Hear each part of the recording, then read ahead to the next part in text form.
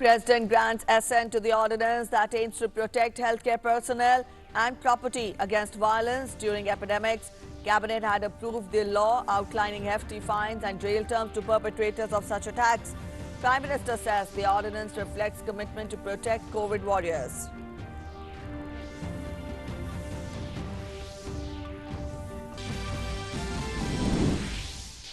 Home Ministry directs states to ensure adequate security to healthcare professionals against violence, asks states to take strict action against those obstructing performance of last rites of frontline healthcare workers succumbing to COVID-19.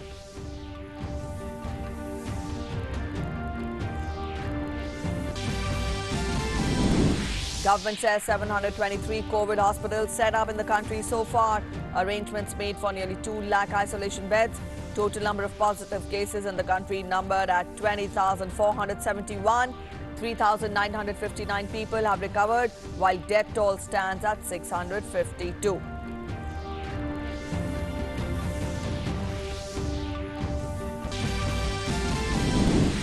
Prime Minister Narendra Modi underlines the strength of Indo-Nepal ties after Nepalese Prime Minister expresses gratitude for generous support of essential medicines to fight COVID-19. Prime Minister Modi holds telephonic conversation with Irish Prime Minister Leo Varadkar to discuss the pandemic situation.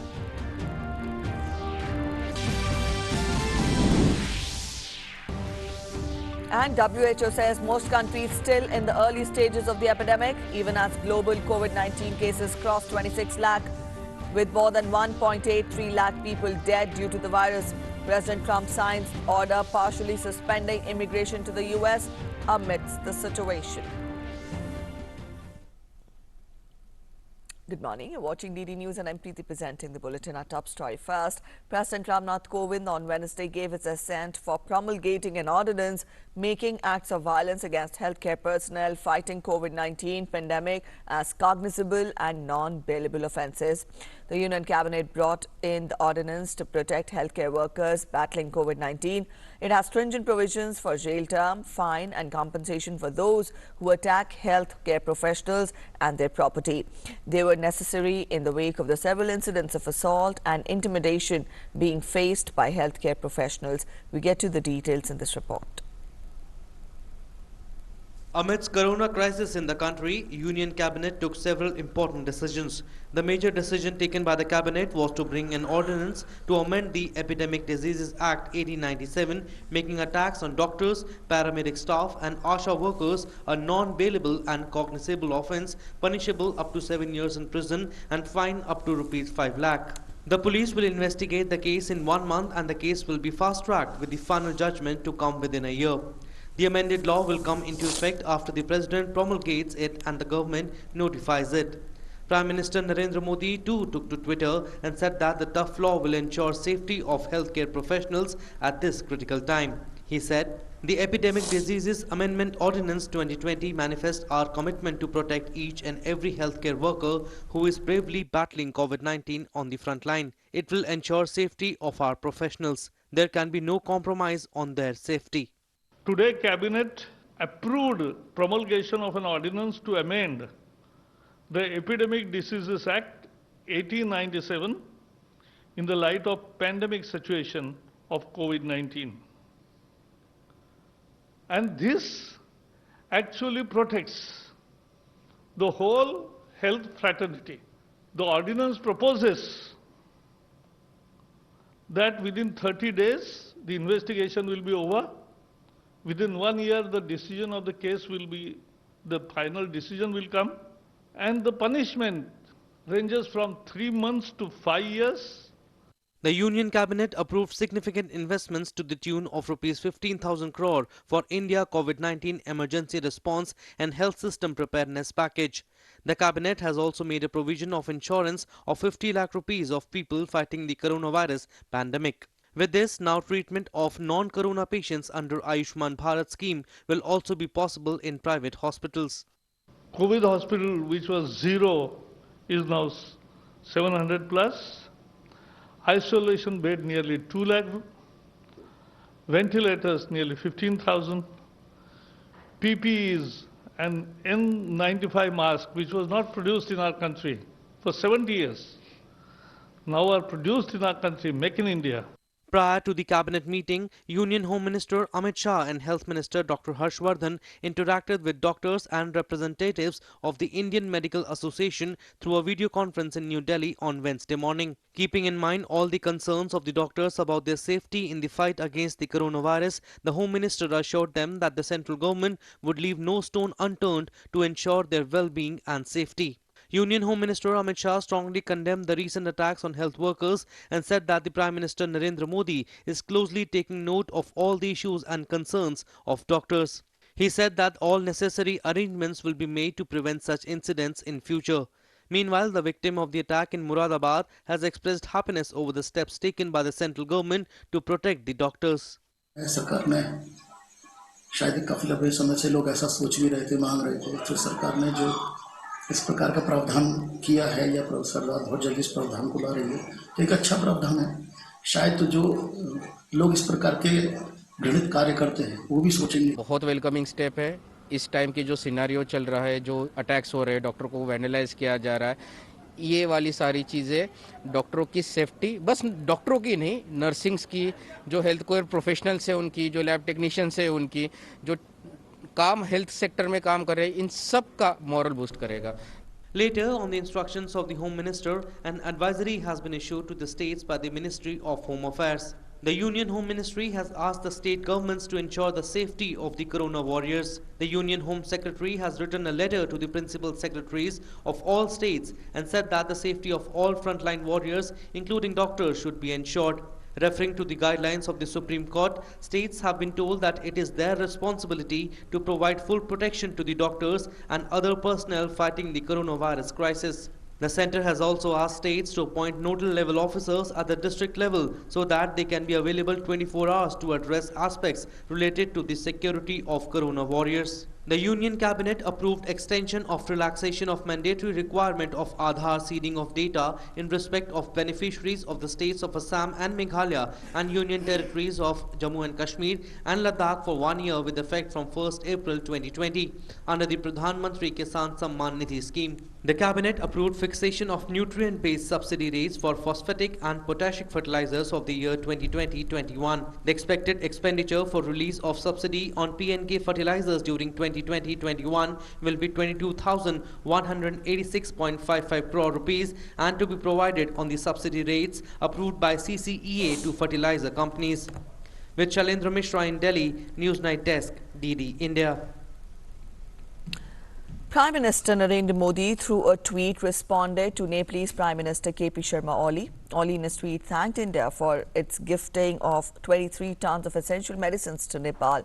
Prime Minister Modi in his tweet said, and I quote him, "India-Nepal relationship is special. Our bonds are not only strong but also deep-rooted. India stands in solidarity with people and government of Nepal to fight COVID-19 pandemic."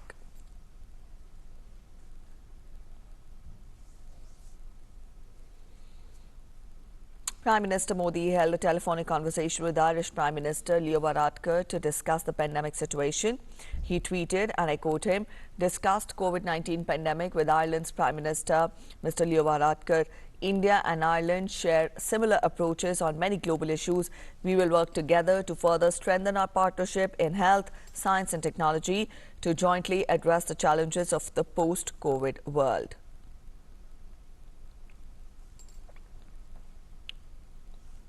And the number of active cases of COVID-19 in the country has now reached 15,859. The number of those who have recovered and have been discharged has gone up to 3,959.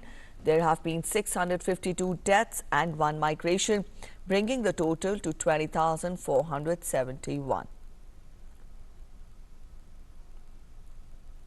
ICMR has forwarded a protocol for using rapid antibody tests to all the states. It is reiterated that antibody rapid tests are largely to be used as a tool for surveillance. Globally also, utility of this test is evolving and it is currently being used for detecting the formation of antibodies in individuals. Now, these test results are also dependent on field conditions. As noted by ICMR, these tests cannot be replaced with the RT-PCR test to diagnose COVID-19 cases. ICMR has assured assistance to collect data from various states to assess the scope and extent of utility of these rapid antibody tests in field conditions, and ICMR shall keep advising the states on a regular basis. The states have also been advised to follow the prescribed protocol for these tests and use it for the purpose for which they are meant. And we're again reiterating that the ICMR has noted that these tests cannot replace the RT-PCR test to diagnose the COVID-19 cases. And 7 PPE testing facilities are now available in the country to fight COVID-19 pandemic.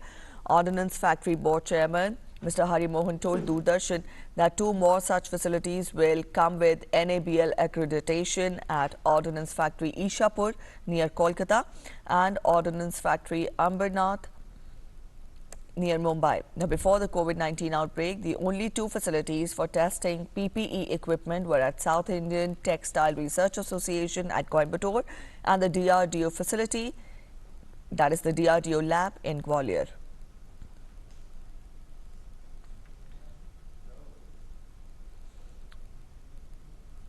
As the country faces corona pandemic, Prime Minister Narendra Modi will interact with chief ministers of the states on 27th of April, that is Monday, via video conferencing. After the lockdown came into force, this is Prime Minister's 3rd interaction with chief ministers. First, the lockdown was in force till 14th April, which was later extended till 3rd of May. The previous video conference of the Prime Minister with state chief ministers took place on 11th of April, when nearly 13 chief ministers called for extension of lockdown. During this 4-hour-long interaction, Prime Minister had taken feedback from chief ministers whether to end lockdown or to extend it. The meeting saw all the chief ministers in favor of extending the lockdown. Prime Minister Narendra Modi will address various Gram Panchayats across the country on Friday, that is tomorrow, on the occasion of National Panchayati Raj Day. Prime Minister will interact with various participants through video conferencing in view of the lockdown. Prime Minister will also launch the unified e-Gram Swaraj portal and mobile app on the occasion. The unified portal is a new initiative of Ministry of Panchayati Raj, which will provide the Gram Panchayats with a single interface to prepare and implement their Gram Panchayat development plan. The Prime Minister will also be launching the Swamitva scheme.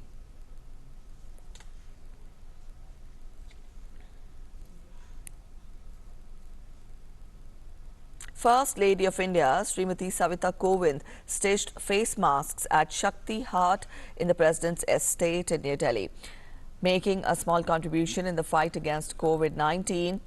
The masks stitched at Shakti Hut are being distributed at various shelter homes of Delhi Urban Shelter Improvement Board.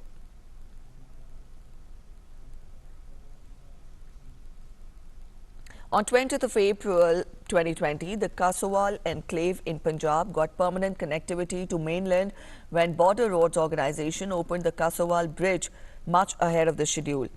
The Kasowal enclave of approximately 35 square kilometers had so far been connected to the rest of India by a pontoon bridge of limited load capacity. Now, this pontoon bridge is dismantled every year prior to the monsoons, as it would or else get washed away in the flow of the Ravi River in monsoons. Now, this meant thousands of acres of fertile land across the river could not be utilized by the farmers during monsoons.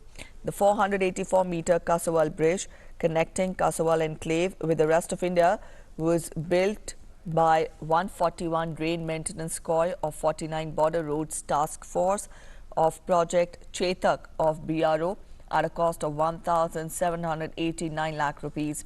The work that came to a halt on March 23rd due to COVID-19 lockdown resumed on 13th of April after getting required permission from district administration. The BRO teams continued the work with all necessary COVID-19 precautions. And people with stay-at-home orders are understandably frustrated by weeks of confinement, but COVID-19 will be around for a long time, and one of the greatest dangers is complacency. The World Health Organization chief Tedros Ghebreyesus warned on Wednesday, noting that the virus in Western Europe appears to be stable or declining. The WHO chief said that most countries are in the early stages of COVID-19, but some that were affected early are now seeing a resurgence in cases. He has warned that the virus will be with us for a long time and that it can easily reignite.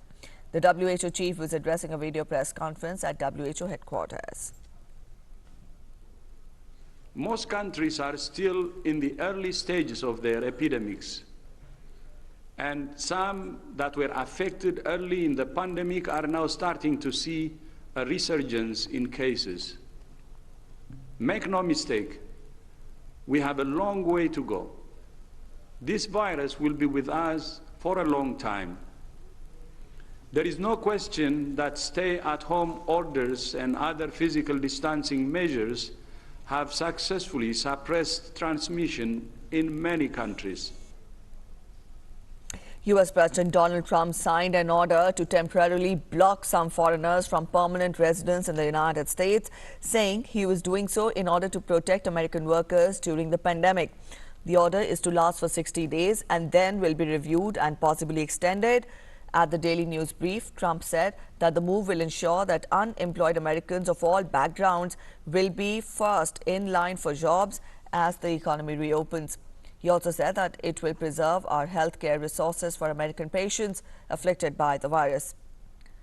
Meanwhile, the U.S. House of Representatives is likely to pass a nearly $500 billion coronavirus bill today. The bill, which will provide funds to small businesses and hospitals struggling with the economic toll of a pandemic that has killed over 46,000 Americans, is expected to be the fourth coronavirus measure passed by Congress, boosting the overall federal financial response to almost $3 trillion. Over 8.39 lakh people are coronavirus infected in the U.S., while 77,366 people have recovered. 2 cats have become the first pet animals in the United States to test positive for COVID-19. The cats were from different areas of New York State, and both were taken to vets suffering from mild respiratory illness. The first cat came from a household in which none of the residents had any symptoms. The second cat's owner was later diagnosed with COVID-19. Both cats are expected to make full recovery. With Europe's second highest death toll and the world's second most infection cases, Spain government has allowed children below 14 years of age to take short walks outside under supervision from this weekend. Relieved Spanish parents welcomed the concession as the Spanish government voted to extend Spain's lockdown till May 9th.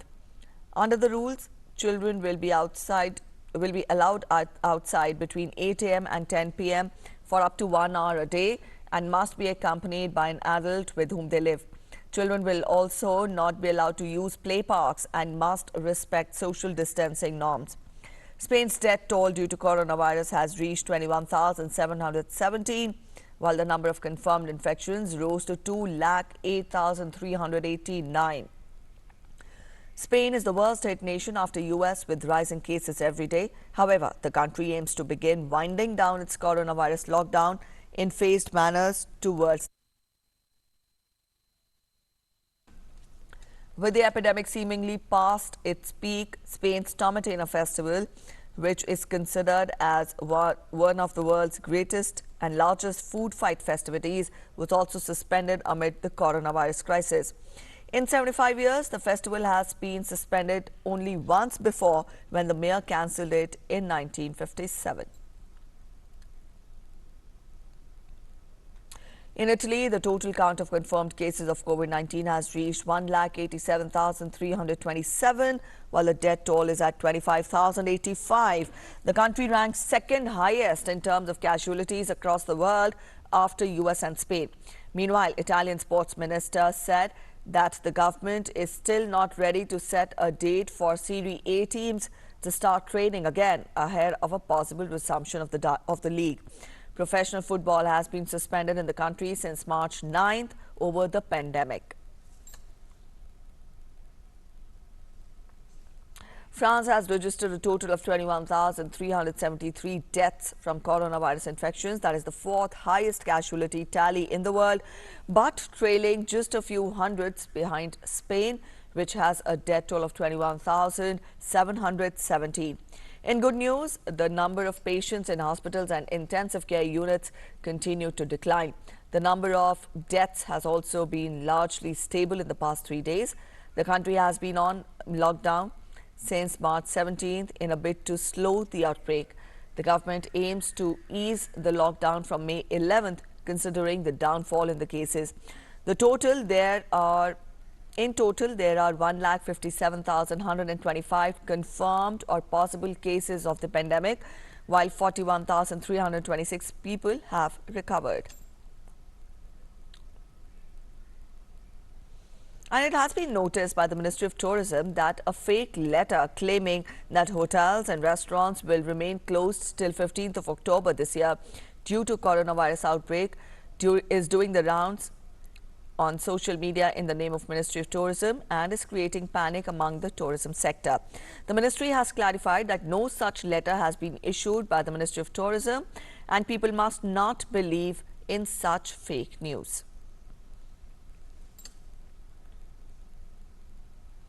As many parts of the country are witnessing incidents of violence and discrimination against healthcare personnel working in the front lines against COVID-19 epidemic, the union government has brought in an ordinance to tackle the issue. Now, doctors at AIIMS have made this video on the pressing issue to raise awareness among the public.